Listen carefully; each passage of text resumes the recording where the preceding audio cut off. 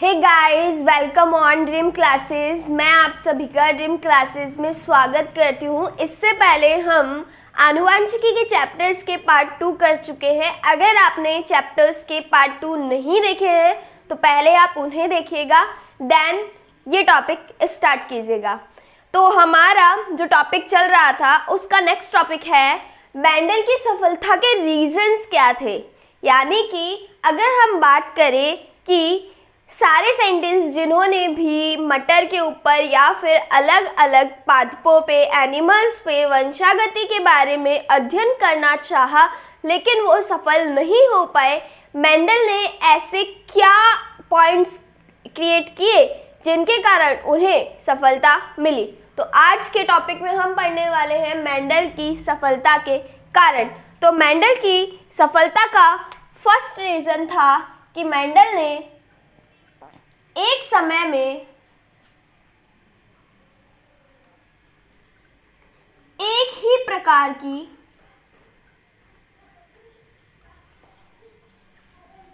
वंशागति का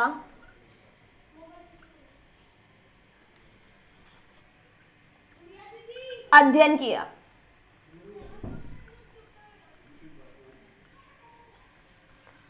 क्या रीजंस थे मेंडल की सफलता के? मेंडल ने एक समय में एक ही प्रकार की वंशागति का अध्ययन किया था। अगर हम बात करें मेंडल की सफलता के सेकंड रीजन की, तो मेंडल ने जितने भी प्रयोग किए उनके जो भी सांख्यिकी रिजल्ट्स थे उन सभी को बहुत अच्छे से संभाल कर रखा था। अगर उसमें से कुछ भी स्किप हो जाता तो आज हम मेंडल के जो भी प्रयोग थे उनको नहीं समझ पाते। तो इनका फर्स्ट पॉइंट मतलब सेकंड पॉइंट जो भी इनकी सफलता का रीजन था वो क्या था? मेंडल ने जो भी प्रयोग किए अपने प्रयोगों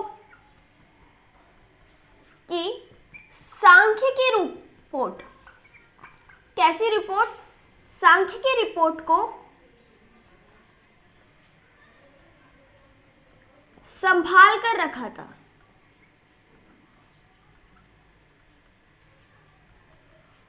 देन अगर हम बात करें सफलता के थर्ड रीजन की, तो मेंडल की सफलता का थर्ड रीजन क्या था कि मेंडल ने मटर के पौधे पर प्रयोग किए। अब मटर के पौधे पर प्रयोग किए मींस मटर का पादप 1 वर्षीय होता है। मटर का पादप क्या है?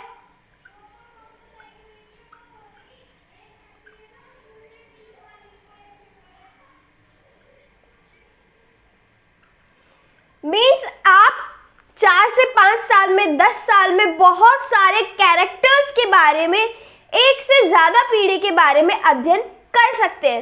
यदि मेंडल ही मान लीजिए ऐसी स्पीसीज का चुनाव कर लेता जो कि 50 से 60 वर्ष की आयु तक जिंदा रहती है, तो मेंडल तो सिर्फ उनकी एक ही पीढ़ी के बारे में अध्ययन कर पाता। मेंडल एक से ज्यादा पीढ़ियों के बारे में अध्ययन ही नहीं कर पाता तो आपको किस तरह से वो बता पाते कि वंशागति किस तरह से होती है। तो इनका एक और इम्पोर्टेंट पॉइंट क्या था कि इन्होंने 1 वर्षीय पादप का ही चुनाव किया, जिसके कारण ये एक से ज्यादा पादपों की वंशागति के बारे में, एक पीढ़ी से दूसरी पीढ़ी में कैसे कैरेक्टर्स जा रहे हैं उनके बारे में अच्छे से अध्ययन कर पाए। अगर वो अध्ययन नहीं कर पाते तो हमें वंशागति के नियम्स के बारे में पता ही नहीं चलता। हमारा मेंडल का फोर्थ पॉइंट था कि जो हमारा मटर था इसके अंदर स्वपरागण पाया जाता है। अगर हम बात करें कि स्वपरागण क्या होता है, बात करें कि स्वपरागण होता क्या है, तो स्वपरागण में क्या होता है कि जो हमारा फ्लावर है तो एक ही पादप के परागकण उसी पादप के पराग या फिर वर्तिकाग्र पर जाते हैं, उसी प्लांट पर जा रहे हैं तो स्वपरागण है। अगर किसी अन्य पादप के पुष्प पर जा रहे हैं तो वह परपरागण है। ये मेंडल ने जो मटर का प्लांट चूज किया इसके अंदर स्वपरागण पाया जाता था। अब स्वपरागण पाया जा रहा है तो बाहर से कोई नया कैरेक्टर नहीं आ रहा है, उसी पीढ़ी के कैरेक्टर दूसरी पीढ़ी में जा रहे हैं। अगर बाहर से कोई कैरेक्टर आ जाता मतलब कि विभिन्नताएं आ जाती, चेंजेस आ जाते। मेंडल को क्या करना था, सिर्फ इतना पता करना था कि एक पीढ़ी से दूसरी पीढ़ी में लक्षण किस तरह से जाते हैं। अगर हम बात करते हैं कि परपरागण पाया जाता तो वहाँ पे अशुद्धता आ जाती, शुद्धता नहीं बनी रहती, तो वो अपने प्रयोगों में फेल हो जाते। इससे पहले भी मेंडल ने प्रयोग किए थे, लेकिन मटर के पादप पर नहीं किए थे, वो पादप परपरागण करता था, तो ये हमेशा उनके रिजल्ट्स में फेल होते थे। क्यों? वहाँ पे कैरेक्टर्स डिफरेंट टाइप के आते हैं, हर प्रयोग में डिफरेंट टाइप के रेशियो आते हैं। तो बेस्ट थिंग क्या थी इनकी कि मटर का जो प्लांट इन्होंने चूज किया वो स्वपरागण करता था, मतलब कि नए लक्षण उत्पन्न नहीं होते थे। एक ही लक्षण की वंशागति का अध्ययन आसानी से किया जा सकता था। That clear? पॉइंट था इनका कि द्विगुणित पादप है। कैसा है यह? द्विगुणित पादप है, यानी कि इसके अंदर गुणसूत्रों की संख्या कितनी थी? 14। अगुणित गुणसूत्रों की संख्या कितनी थी? 7।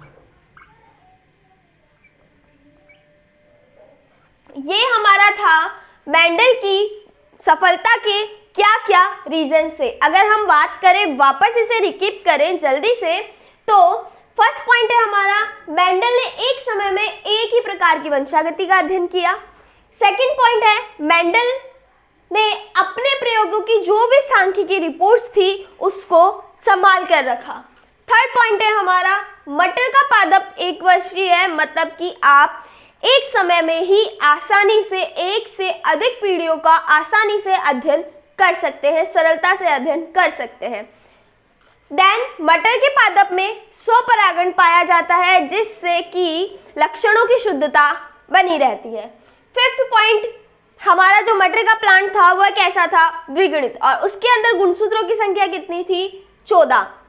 अगर हम बात करें मटर, तो मटर का साइंटिफिक नेम क्या है? आप जल्दी से मुझे बताइए। जिस बच्चे को भी पता है बहुत अच्छी बात है, नहीं पता है पता कर लीजिए।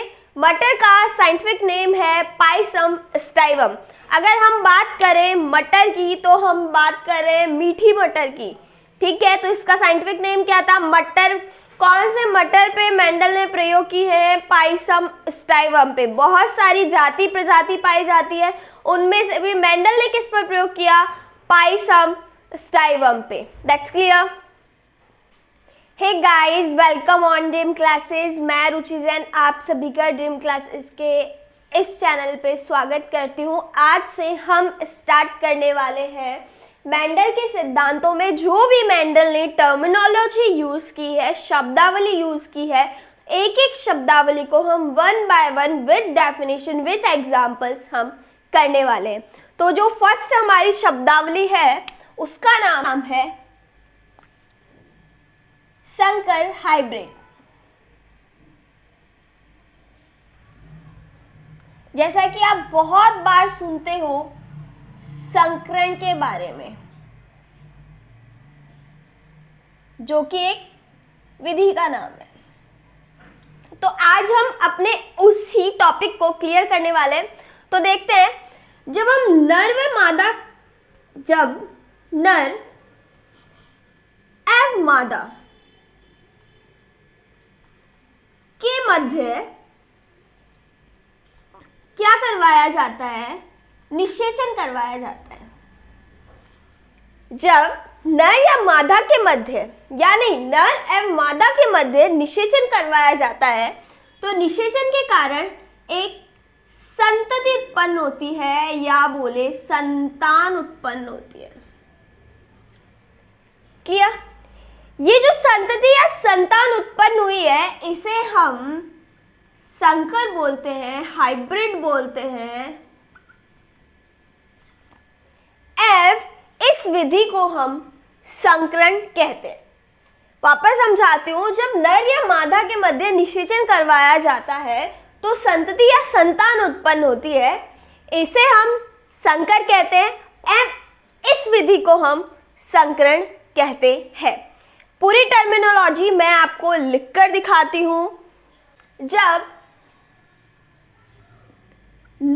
एवं मादा के मध्य निषेचन करवाया जाता है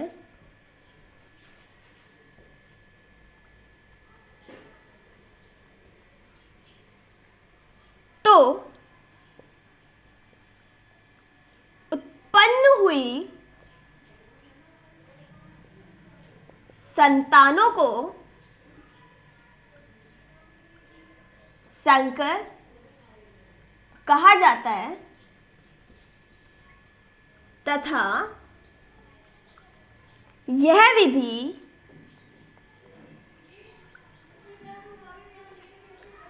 संकरण कहलाती है। जल्दी से इसका स्क्रीनशॉट ले लीजिए आप। इसके बाद में हम हमारा नेक्स्ट सेकंड पॉइंट करने वाले हैं हमारी टर्मिनोलॉजी का, कि टर्मिनोलॉजी क्या बोलती है। हमारी टर्मिनोलॉजी है कारक। किसके बारे में पढ़ने वाले हैं हम? कारक। इन इंग्लिश कारक को बोला जाता है फैक्टर।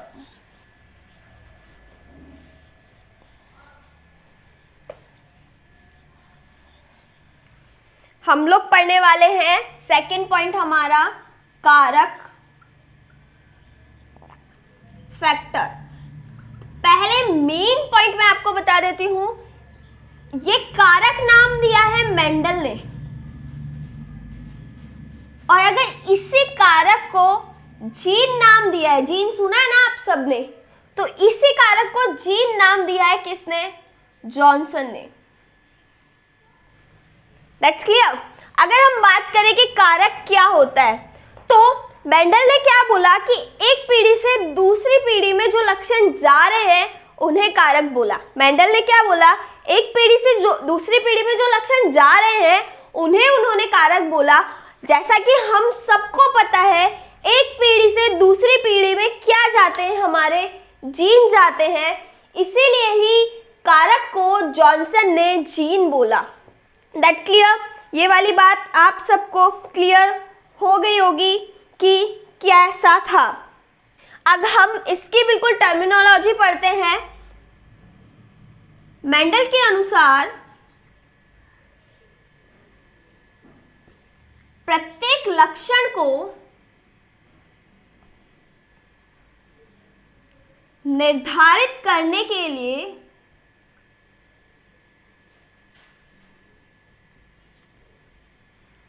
एक जोड़ी कारक पाए जाते हैं।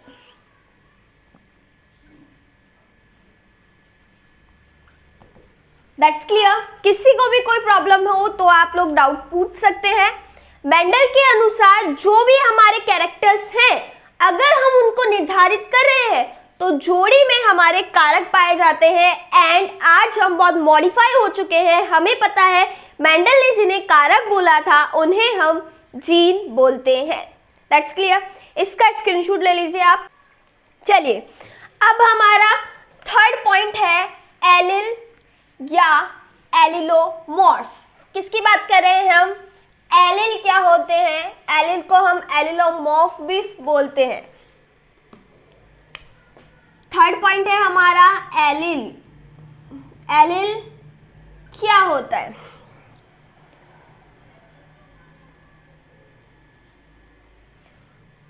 तो एलिल क्या है हमारा? विपरीत लक्षणों वाले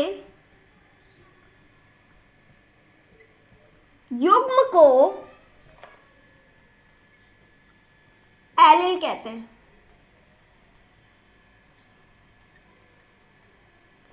जैसे कि अगर हम बात करें पादप की लंबाई, तो पादप की लंबाई में हमने दो कैरेक्टर्स लिए हैं। एक हमारा प्रभावी, दूसरा कैरेक्टर हमारा अप्रभावी। दो कैरेक्टर लिए हमने, प्रभावी और अप्रभावी। इनमें से कैपिटल टी हमारा था प्रभावी, स्मॉल टी हमारा है अप्रभावी। तो ये हमारे विपरीत लक्षणों वाला जो युग्म है, इसको हम क्या बोलते हैं? एलिल बोलते हैं। दैट्स। इसकी दूसरी डेफिनेशन की बात करें, एक ही जीन के विपरीत रूप एलील कहलाते हैं। यानी कि हमारा एक ही जीन है पादप की लंबाई, इसके विपरीत युग्म को हम, विपरीत रूप को हम एलील बोलेंगे। That's clear. इसका स्क्रीनशॉट ले लीजिए आप।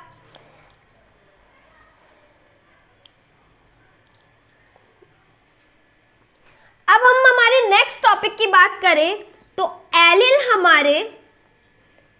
हमेशा कहां पे स्थित होते हैं? समजात गुणसूत्र पर स्थित होते हैं। कहां पर स्थित होते हैं एलील? समजात गुणसूत्र पर स्थित होते हैं। एलील कहां पर स्थित होते हैं? हमारे समजात गुणसूत्र पर स्थित होते हैं। और एलील की गुणसूत्रों पे स्थिति क्या कहलाती है? लॉकस कहलाती है। एलील की गुणसूत्रों पर उपस्थिति क्या कहलाती है?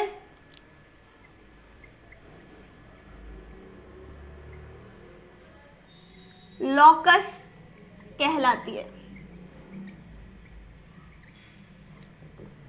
अगर हम वापस इसका रिवाइज करें तो विपरीत लक्षण, या फिर अगर हम ये जो विपरीत लक्षण है इनको हम विपर्यासी लक्षण भी बोलते हैं। क्या बोलते हैं? विपर्यासी लक्षण भी बोलते हैं। विपरीत लक्षणों वाले युग्म को हम एलील बोल रहे हैं। एग्जाम्पल पादप की लंबाई, जिसके अंदर प्रभावी और अप्रभावी दो विपरीत लक्षण है। उसके अलावा अगर हम बात करें एक ही जीन के विपरीत रूप को हम एलील बोल रहे हैं। एलील हमेशा कहां पर स्थित होंगे? हमारे समजात गुणसूत्रों पे होंगे और इनकी स्थिति को हम क्या बोलेंगे? लॉकस बोलते हैं। इन्हीं की स्थिति को हम क्या बोलते हैं? लॉकस बोलते हैं। That's clear. नेक्स्ट हम लेंगे, आप इसका स्क्रीनशॉट ले लीजिए जल्दी से। तो हम फोर्थ और फिफ्थ पॉइंट साथ में लेने वाले हैं। हम फोर्थ एंड फिफ्थ पॉइंट साथ में पढ़ने वाले हैं। समयुग्मजी, विषमयुग्मजी, homozygous and heterozygous.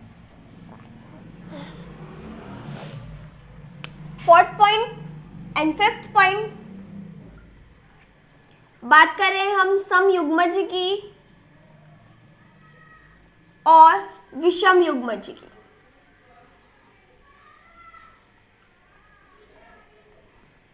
Homozygous, heterozygous.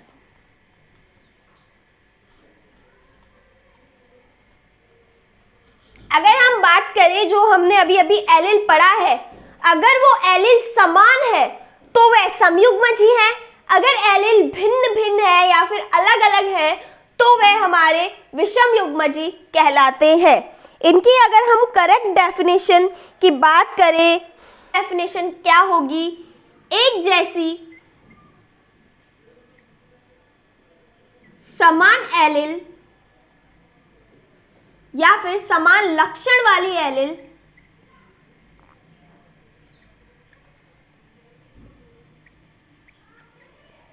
समयुग्मजी कहलाती है। Example capital T, small T. तो ये क्या है? हमारे समयुग्मजी कहलाएंगी। अगर हम बात करें विषमयुग्मजी की, हेटेरोजाइगस की, तो अलग अलग विभिन्न लक्षणों वाली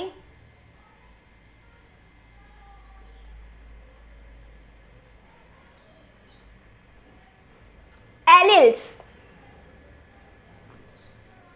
क्या कहलाएंगी? हमारे विषमयुग्मजी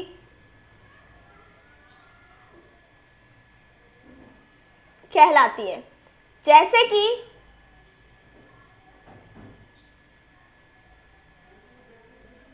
capital T and small T, जो कि अशुद्ध होता है, विषमयुग्मजी होता है। That clear? किसी को भी इसमें कोई भी डाउट है समयुग्मजी या फिर विषमयुग्मजी में, तो आप मुझे बता दीजिए। इस तरह से भी लिख सकते हैं, एक ही लक्षण की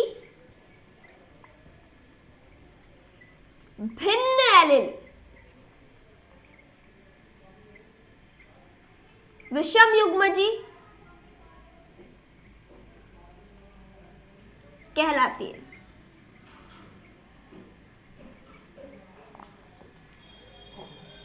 विषम युग्मजी क्या है? एक ही लक्षण की विभिन्न एलील क्या कहलाएंगी? हमारे विषम युग्मजी कहलाएंगी। इसका स्क्रीनशॉट ले लीजिए, देन हम हमारे नेक्स्ट टॉपिक पर चलेंगे।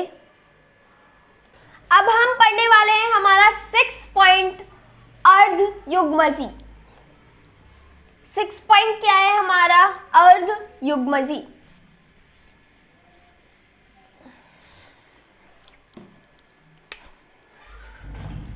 अर्ध युग्मजी हेमीजाइगस।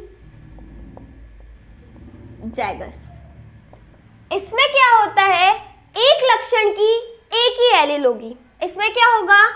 एक लक्षण की एक एलील होगी। जैसे कि नर के लिए क्या होता है? Y एंड मादा के लिए क्या होती है? X। एक ही एलील है। इसका स्क्रीनशॉट ले लीजिए जल्दी से।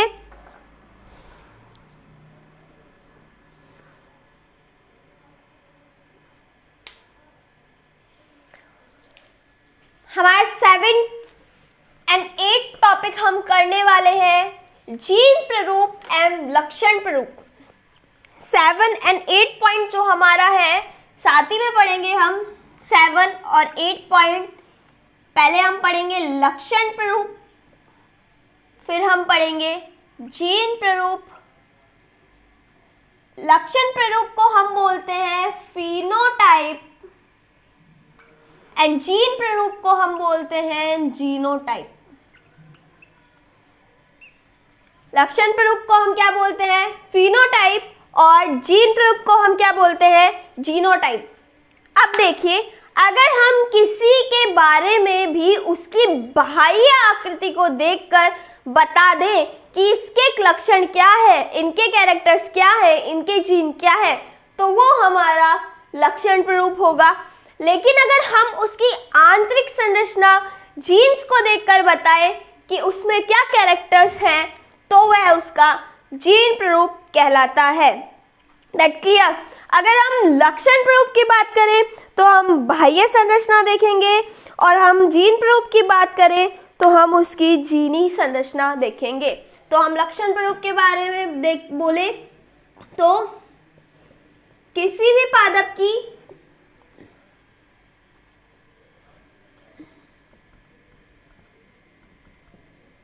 बाहरी संरचना क्या होगी? हमारी फिनोटाइप। और आंतरिक संरचना क्या होगी? हमारी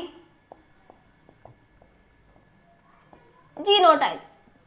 फिनोटाइप और जीनोटाइप को हम हमारे जो लॉज पढ़ने वाले हैं वहां पर बहुत अच्छे से डिफाइन हो जाएगा, बहुत अच्छे से आपको समझ में आ जाएगा कि हम किस तरह से तो फिनोटाइप को देखते हैं एंड किस तरह से हम जीनोटाइप को देखते हैं। That's clear? इसका स्क्रीनशॉट ले लीजिए, फिर हम हमारे आगे के टॉपिक पे चलते हैं।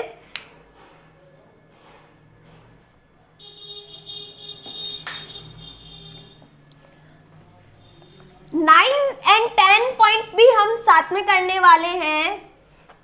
9 एंड 10 पॉइंट भी हम साथ में करने वाले हैं। अगर हम बात करें प्रभावी लक्षण की और अगर हम बात करें अप्रभावी लक्षण की,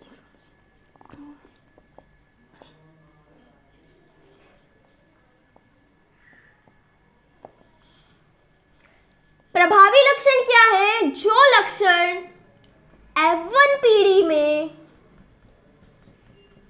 प्रकट होते हैं, प्रकट मतलब दिखाई देते हैं, प्रकट होते हैं, प्रभावी लक्षण कहलाते हैं। That clear? कि हमारा प्रभावी लक्षण, प्रभावी कैरेक्टर्स क्या है?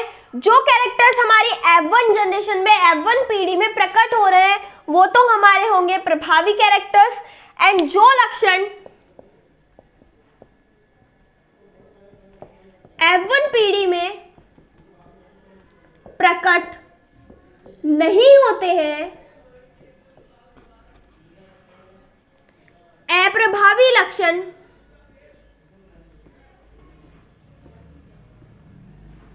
कहलाते हैं। क्या है हमारा प्रभावी और अप्रभावी कैरेक्टर्स? जो भी कैरेक्टर्स F1 जनरेशन में, F1 पीढ़ी में प्रकट हो रहे हैं वो होंगे हमारे प्रभावी लक्षण, एंड जो भी कैरेक्टर्स F1 पीढ़ी में प्रकट नहीं हो रहे हैं वो होंगे हमारे अप्रभावी लक्षण। इनका स्क्रीनशॉट ले लीजिए। देन हम पढ़ने वाले हैं एक संकरण, द्विसंकरण एवं बहुसंकरण के बारे में।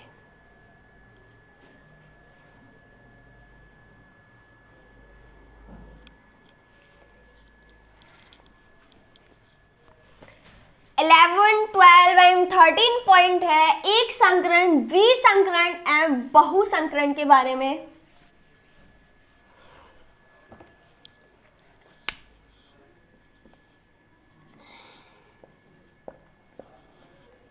एक संकर, द्विसंकर या फिर बहुसंकर। Monohybrid cross,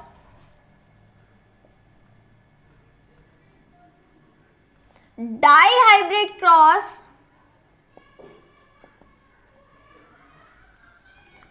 polyhybrid cross.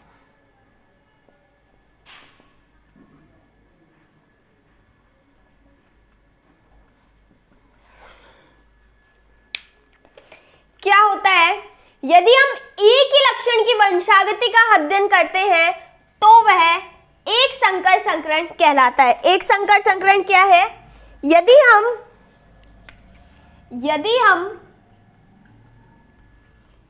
एक ही लक्षण की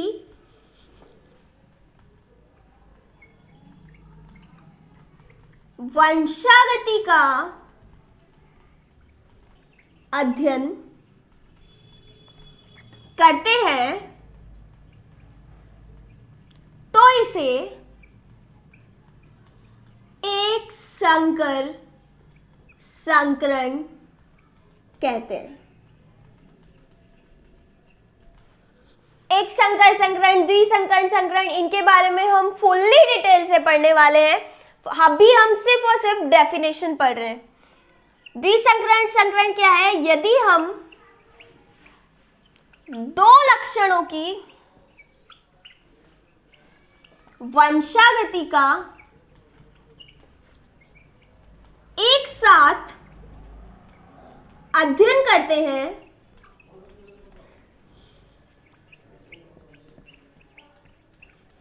तो इसे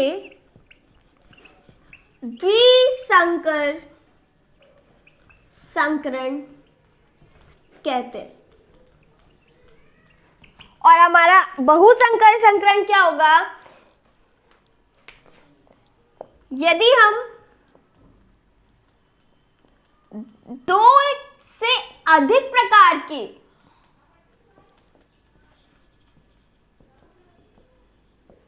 लक्षणों की वंशागति का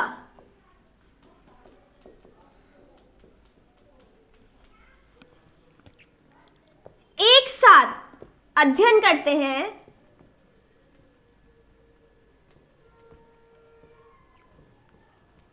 तो इसे बहुसंकर संकरण कहते हैं। मेंडल्स के सिद्धांतों से रिलेटेड जो भी टर्मिनोलॉजी थी, जो भी हमारा बेसिक था, वो सब हमने इस वीडियो में कंप्लीट कर लिया है। इसके अलावा थोड़े से पॉइंट और रह जाते हैं, वो हम हमारे सिलेबस के अकॉर्डिंग टॉपिक वाइज करते जाएंगे, क्योंकि वो एक लेंथी टॉपिक्स हैं एंड हम तब उन्हें करें तो बेनिफिशियल होगा। अगर आपको ये टॉपिक्स, ये पॉइंट समझ में आए हैं तो बिल्कुल कमेंट सेक्शन में लिखकर बताइए। कोई डाउट है तो बताइए। अगर वीडियो पसंद आया हो तो लाइक कीजिएगा, शेयर कीजिएगा एंड सब्सक्राइब कीजिएगा। Have a good day, good bye and take care.